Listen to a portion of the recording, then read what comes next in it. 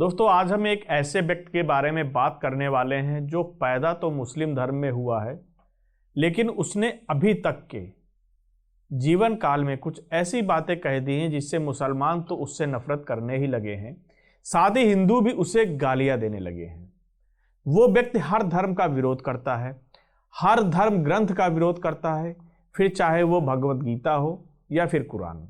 लेकिन शायद वो व्यक्ति सफलता के नशे में यह कहे कि अपनी नास्तिकता की विचारधारा में इतना ज्यादा डूब गया है कि उसे यह लगने लगा है कि उसके विचार हमेशा सत्य का एक प्रतिबिंब होता जा रहा है। और इसी समझदारी के नशे में एक बार तो उस व्यक्ति ने आरएसएस की तुलना सीधे तालिबान से कर डाली। जी हां, हम बात कर रहे हैं जावेद अख्तर की। दोस्तों, आज जावेद अख्तर 81 साल के हो गए हैं। आज उनका जन्मदिन है। जन्मदिन की उनको बहुत बहुत बधाई। और एक बार फिर से उन बातों को याद किया जा रहा है जिन्होंने भारत के समाज को लेकर कुछ ऐसी बातें कही थी, जिन्होंने ये बहस छेड़ दी। क्या शोहरत हासिल कर लेने मात्र से एक व्यक्ति को ये अधिकार मिल जाता है कि वो किसी भी मुद्दे पर टिप्पणी कर सके? क्योंकि फेमस हो जाने के बाद व्यक्ति को ये लगने लगता है कि वो समाज के हर मुद्दे पर ज्ञान दे सकता है, फिर चाहे वो भगवान का मुद्दा हो या विज्ञान का मुद्दा हो, धर्म का मुद्दा हो या फिर राजनीति का मुद्दा हो। आपने अभी कुछ समय पहले जावेद अख्तर और एक मौलाना की डिबेट सुनी होगी एक निजी चैनल पर, और उस डिबेट को मैं ये कह सकता हूं कि वो फिक्स डिबेट थी।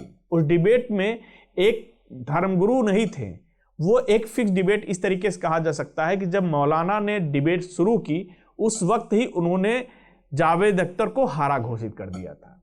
और जावेद अख्तर ने सिर्फ वहां पर गाजा में मरने वाले मुसलमानों का मुद्दा उठाया, गाजा में मर रहे मुस्लिम बच्चों का मुद्दा उठाया। लेकिन जावेद अख्तर ने कभी भी कश्मीर में जेनोसाइड का मुद्दा नहीं उठाया। बंगाल में जिस तरीके से जीपू चंद दास की हत्या की गई उसका मुद्दा उन्होंने नहीं उठाया। केरल में जिस तरीके से लड़कियों को लव जिहाद करके मारा जा रहा है उसका मुद्दा नहीं उठाया। एक कह सकते हैं कि उन्होंने नास्तिक होते हुए भी एक धर्म विशेष का ही पक्ष लिया। दोस्तों, आज हम इस वीडियो में जावेद अख्तर, जो खुद को दुनिया का सबसे बड़ा तर्कवादी मानते हैं, उनका ये भ्रम तोड़ेंगे कि बॉलीवुड में जाकर फेमस हो जाने का अर्थ ये नहीं है कि आप भारतीय परंपराओं, संगठन की विचारधारा पर अनावश्यक टिप्पणी कर सके। जावेद अख्तर ने सितंबर 2021 में एनडीटीवी चैनल को दिए हुए अपने एक इंटरव्यू में कहा था कि जो लोग आरएसएस, विश्व हिंदू परिषद और बजरंग दल को फॉलो करते हैं, उन्हें यह सोचने की जरूरत है कि यह संगठन तालिबान से कैसे अलग है। यानी कि जावेद अख्तर का यह कहना है कि तालिबान और आरएसएस जैसे संगठनों में कोई अंतर नहीं है। इस बयान पर इतना विवाद हुआ कि मुंबई कोर्ट में उनके खिलाफ मानहानि का केस दायर किया गया और 2022 में समन जारी हुआ। लेकिन जावेद अख्तर ने माफी मांगने से इनकार कर दिया। दोस्तों, हम आपको बताना चाहेंगे कि जावेद अख्तर ने जिस तरीके से आरएसएस को तालिबान के की तुलना की, तालिबान से मिलान कर दिया, तो हम आपको बताते तालिबान और आरएसएस में फर्क क्या है। तालिबान जहां पर लोगों की हत्या करता है, लोगों को बम ब्लास्ट करता है, उनको मारता है, गले काटता है, बुद्ध की जो सबसे बड़ी मूर्ति थी अफगानिस्तान में उसको डायनामाइट लगा के उड़ा दिया था, यह तालिबान करता है। महिलाओं को समाज में एक बराबरी का हक नहीं देता है, उनको एक सेक्स स्लैब बना के रखता है, उनको एक यूज करने की चीज बना के रखता है, उनको शिक्षा नहीं देता है। लेकिन वही आरएसएस क्या करता है? आरएसएस कभी भी जातिवाद को नहीं बढ़ाता है। आरएसएस समाज में समता की भावना लाता है। आरएसएस लोगों को जोड़ने का काम करता है। आरएसएस राष्ट्रवाद को बढ़ाता है। आरएसएस लोगों की मदद करता है। बहुत सारे ऐसे प्राकृतिक आपदा आती हैं जहां पे आरएसएस के जो लोग होते हैं उन आपदा में लोगों की मदद करते हैं। वो जन धन बल हर तरीके से मदद करते हैं। लेकिन ये कभी भी तालिबान नहीं करता है। आरएसएस ने कभी कोई बम ब्लास्ट नहीं किया। आरएसएस ने कभी किसी का गला नहीं काटा। आरएसएस ने कभी किसी की हत्या नहीं की। आरएसएस हमेशा जियो और जीनो दे के मामले फंडे पे बढ़ता है। लेकिन वही तालिबान हमेशा सरिया और सरिया कानून की वकालत करता है। लेकिन दोस्तों सच्चाई तो यह है कि जावेद अख्तर जैसे लोग वास्तव में आरएसएस जैसे संगठन के बारे में जानते ही नहीं हैं। दोस्तों क्या आप जानते हैं कि आरएसएस पूरे भारत में विद्या भारती के तहत 12,094 से ज्यादा सरस्वती शिशु मंदिर और सरस्वती विद्या मंदिर जैसे स्कूल चला रहा है, जिसमें करीब 34 लाख से ज्यादा बच्चे पढ़ते हैं। ये स्कूल 682 जिलों में फैले हैं, जिनमें से 100 से ज्यादा आवासीय स्कूल हैं और 200 से ज्यादा सीबीएसई से जुड़े हैं। ये स्कूल न सिर्फ शहरों में बल्कि सीमावर्ती इलाकों जैसे पाकिस्तान, बांग्लादेश, नेपाल, चीन और म्यांमार के बॉर्डर पर 211 स्कूल चला रहे हैं, जहां बच्चों को भारतीय मूल्यों और संस्कृति के साथ शिक्षा दी जाती है।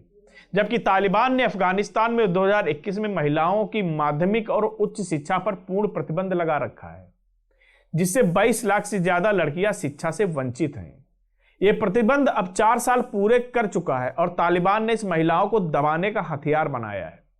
और आप कह सकते हैं कि तालिबान और आरएसएस में कोई अंतर नहीं है। कैसी सोच रखते हैं? तालिबान एक ऐसा संगठन है जो दुनिया के बाकी देशों में आतंकवादी भेजता है, दहशत फैलाता है। उदाहरण के लिए 9/11 हमले में अलकायदा को समर्थन देकर अमेरिका पर हमला करवाया और आज भी पाकिस्तान से सहयोग लेकर भारत जैसे देशों में आतंकवाद फैला रहा है। जबकि आरएसएस भारतीय लोकतंत्र के तहत कानूनी दायरे में रहकर काम करता है। आरएसएस ने 1947 में भारत पाकिस्तान विभाजन के दौरान लाखों शरणार्थियों की मदद की। 1965 और 1971 की जंगों में सैनिकों का समर्थन किया और 2001 गुजरात भूकंप से लेकर 2020 कोविड महामारी तक राहत कार्यों में सक्रिय रहा। क्या आरएसएस ने कभी देश में आतंकवाद फैलाने का काम किया है? और आप कहते हैं कि तालिबान और आरएसएस में कोई अंतर नहीं है। आरएसएस के कार्यकर्ताओं के हाथों में आपने लाठियां देखी होंगी जो शाखाओं में शारीरिक प्रशिक्षण के लिए इस्तेमाल होती हैं, जबकि तालिबान AK-47 से नीचे बात नहीं करता है, महिलाओं को कोड़े मारता है और पत्थरबाजी की सजा देता है। और आप कहते हैं कि तालिबान और आरएसएस में कोई अंतर नहीं है। आरएसएस ने ट्रेड यूनियन जैसे भारतीय मजदूर संघ जो 20 लाख से ज्यादा सदस्यों वाला है, महिला समूह जैसे राष्ट्रीय विकास समिति, स्टूडेंट एसोसिएशन जैसे अखिल भारतीय विद्यार्थी परिषद और किसान संगठन जैसे भारतीय किसान संघ बनाए हैं। ये संगठन युवाओं को नेतृत्व और सामुदायिक काम सिखाते हैं। आरएसएस खुद 4 मिलियन से ज्यादा सदस्यों वाला दुनिया का सबसे बड़ा वॉलंटियर ग्रुप है, जिसमें 73,117 से ज्यादा शाखाएं चल रही हैं। जबकि तालिबान ने आतंकवाद फैलाने के लिए कई देशों पर हमले किए हैं। अफगानिस्तान में महिलाओं को काम करने से रोका जाता है और एनजीओ में महिलाओं पर प्रतिबंध लगाकर मानवीय सहायता को बाधित किया जाता है। और आप कहते हैं कि आरएसएस और तालिबान में कोई अंतर नहीं है। इसलिए व्यक्ति अगर अपने कार्यक्षेत्र से जुड़ी बात करे तो अच्छा है, अगर आप अपने अनुभव से जुड़ी बात करें तो भी अच्छा है। लेकिन आपका काम है कि फिल्म बनाना, गाने लिखना, और आप ज्ञान दे रहे हैं तालिबान पर, आरएसएस पर, भगवान पर। जी हाँ, हाल ही में दिसंबर 2025 में एक न्यूज़ चैनल पर क्या ईश्वर हैं नाम से डिबेट रखी गई थी, जिसमें जावेद अख्तर और मुस्लिम स्कॉलर समैल नदवी को बुलाया गया था। अरे जावेद अख्तर कौन होते हैं, भगवान है या नहीं, इस विषय पर चर्चा करने वाले। लेकिन सवाल यह है कि अगर आपको चर्चा करवानी ही थी तो मुद्दा ये रखते कि अल्लाह का अस्तित्व है, क्योंकि आपने चर्चा के लिए 2 मुस्लिम व्यक्तियों को बुलाया है, या फिर हर धर्म के अलग अलग विद्वानों को बुलाया जाता। इसलिए सवाल यह उठता है कि जावेद अख्तर जैसे फिल्मकारों की व्यक्तिगत राय से आम जनता को प्रभावित होना चाहिए या नहीं।